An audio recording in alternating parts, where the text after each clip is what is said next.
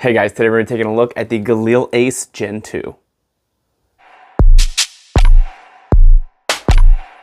So let's get right into the first 30-second breakdown. That's where in the first 30 seconds, give or take, I give you guys my exact thoughts on this product before we get into the full review. That way you guys can just stop watching because now you know exactly what I think, or you can continue watching to see why I say those things. Along with it does help with the YouTube algorithm, and I appreciate that. So with the Galil Ace, I really like this gun. I played with the Galil Ace, the Gen 1 some, and it was a pretty sweet gun, but it had some improvements, and I think IWI really fixed those little issues that they had with the Gen 1 with this Gen 2. One of them being the fact that they now have an AR buffer, and you can put your own AR stocks, which there's abundance of them. The new handguard allowing M-lock and be able to accessorize it a lot more. As you can see, I've got a lot of really nice accessories on the front of this gun, and it's just a much more nice gun in my opinion than the Gen 1. Both are very reliable and have the dependability that the Galil Ace runs, but I think this one is just a much more improved system than the Gen 1.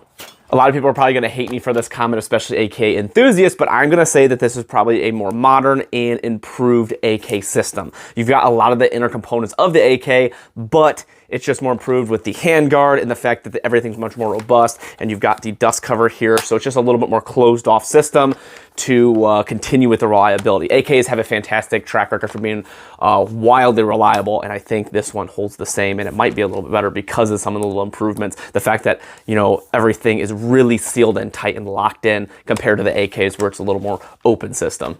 Before we get any farther, real quick, YouTube has, for some reason, had a lot of issues with my videos lately and been demonetizing them and hiding them because they go against community guidelines. I am not sure what I am doing wrong in these videos. Every gun in the videos that I use is cleared and safe. None of these guns are loaded. Everything is used in a very safe environment. The only guns that are used that are being loaded and fired are on a private range that are completely away from civilians and no one can be hurt, and it's being used by people that are trained properly with firearms. So with that being said, I'm not really sure what guidelines I'm breaking. I am making videos to assist people make better decisions, be safer with firearms, to cause less harm in the future of somebody using them. So now with that out of the way, what is my relationship with IWI? They did send me this gun. I did not spend my own money on this, and they have sent me other guns in the past, like this TS12 shotgun, which I have a review, and the IWI Tavor, which I have a review as well. So if you guys want to check out these guns, there's a review, and you guys can see those videos as well.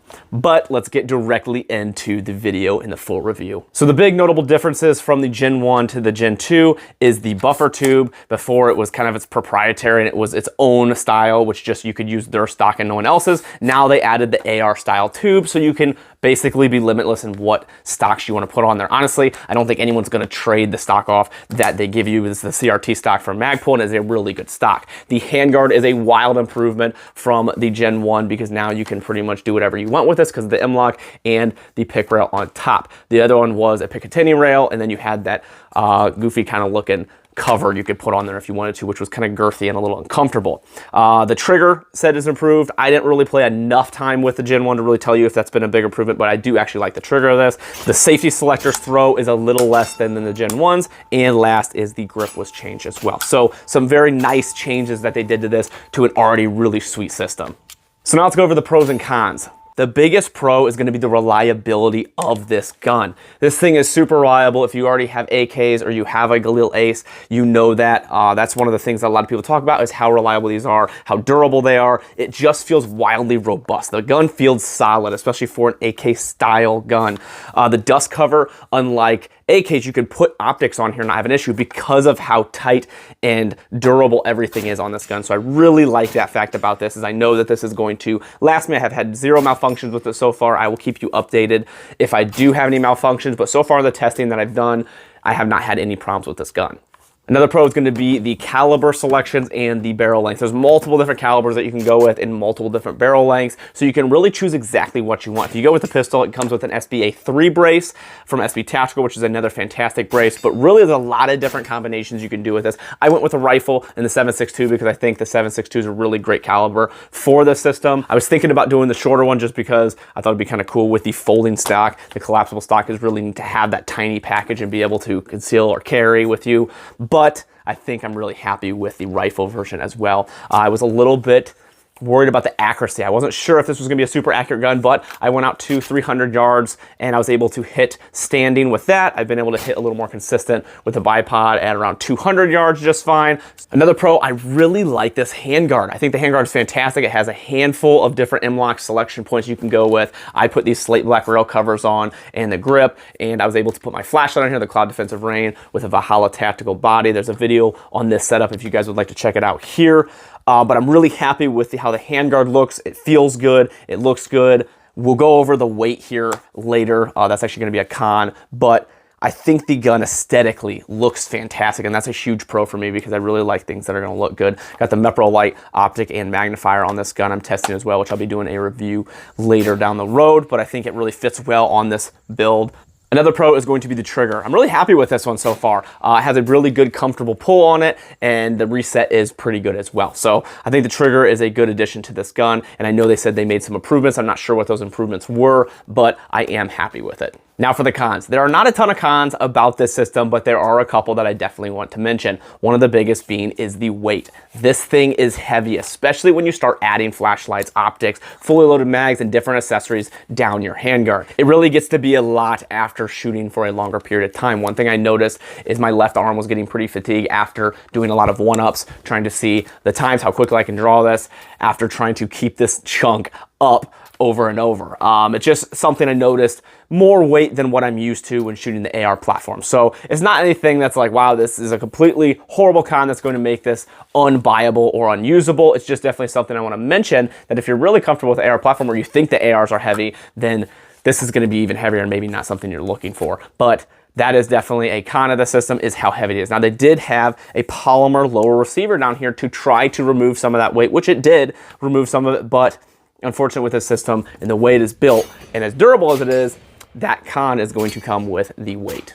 Now the next con is going to be the assembly. The assembly is so atrocious that I honestly don't even want to disassemble this gun again and clean it because of how hard it was to reassemble the gun. Obviously I have to do this because this is a closed system and they want you to be able to put optics on the dust cover and be able to keep your zero. Very happy that they did that. It just makes it a lot harder to actually put this gun back together. If you take the dust cover off, you have to literally pound it in to get it back into place. Again, the pro of that is the fact that you can put your optics on here, and I'm never going to have an issue with this coming unzeroed. But if you're a person that likes to clean your guns often, which luckily with the AK system you really don't have to, you're going to have some annoyance trying to get that in and out. Now I'm sure that's going to work itself in, and I'm sure it'll be easier the more you do it, but honestly, I don't see how many more times I really want to disassemble this gun again. Now this is just something small that I've noticed and not a lot of people have talked about, and I wanted you to be aware of.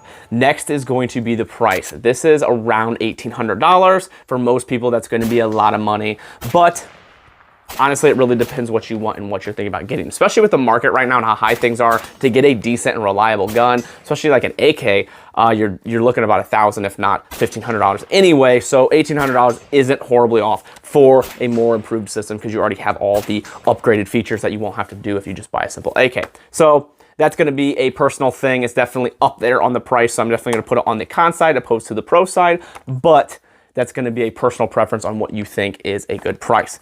Now, something else I want to mention is the folding stock adapter. So you have to take it, put it against something leverage-wise, push down, and then it will fold over. So once you get it down and kind of the way to do it, it's not too horrible. Once it's on here, it locks really good and has a good hold, so it's not gonna be flopping around if you have it moving around like some folding stock adapters all flop. This actually locks in really well, and then when you wanna open it, slap it back there. So folding stock adapter is really nice. It's got cute sling points right there, but it is a little bit difficult to get down. So just get used to that way of manipulating it to get it to fold for yourself.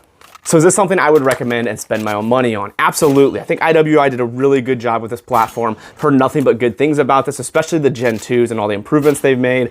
Reliability has been really good for me, and that's all I hear from other people is how reliable these are. Durability might have to do some more stuff later down the road and see what I think, but I don't see any issues with the durability with how closed off this gun is. But really like it, really happy with it, and I do recommend that if you are able to swing or comfortable with swinging that $1,800 price tag. So if you guys have any more questions about this gun, if there's anything you think I missed, let me know and I will answer it in the comments, or I can do an updated video if I have to. But other than that, I'm really happy with this gun. It's been a lot of fun. It shoots really well. It's just comfortable. I like it. As for an AK for 7.62, it doesn't have a ton of recoil, which is nice. And it's a very comfortable gun, aside from the heaviness that you might get a little bit more fatigued after shooting for a longer period of time. But if you're not going to be shooting for 2-3 hours with it, it's not bad at all. So if you guys want to help out the channel and the things I do here, there's a couple ways to do that down in the description. There are some discount codes from companies that I trust that you can use to save some money, along with a link to my website. From there, you can go to other websites like Brownells, Air Precision, Premier Body Armor. Anything you purchase using those links gives me a small kickback and helps generating traffic for those companies, which is also a good thing. So appreciate if you do those things. If not, I just appreciate you guys liking, sharing, and subscribing and watching my videos. Those things help as well. A couple companies that support me and the things I do is Howitzer and TA Targets. Howitzer is a clothing brand that I absolutely love. I'm sure you guys have heard about them from me multiple times because I wear their stuff all the time and I talk about them all the time. They donate 5% of proceeds to charity, which is super cool, along with just having some really nice and comfortable clothing. Next is TA Targets. Really love this company and the things they stand for. Make really great targets, and they're the only thing that I use out of my range. Use code Tactical Advisor and you can save 10% off your order. Other than that, guys, thank you so much. I appreciate you guys being here and watching the videos. I will continue to test this system. The Mepro Lite setup will be coming soon for a review, because I know there's a lot of questions about this and a lot of people are curious about that. You don't really see a ton on social media about them, so that's why I'm kind of curious to see, is it because they're not great, or is it because they just haven't really been out there? Not people have really taken the plunge to try them. So I'm really curious to see what you guys think about it, and I'm excited to finish the testing on it and make the video on that. Thank you guys so much. I appreciate you all. All right, last shot of the day. We're at 300.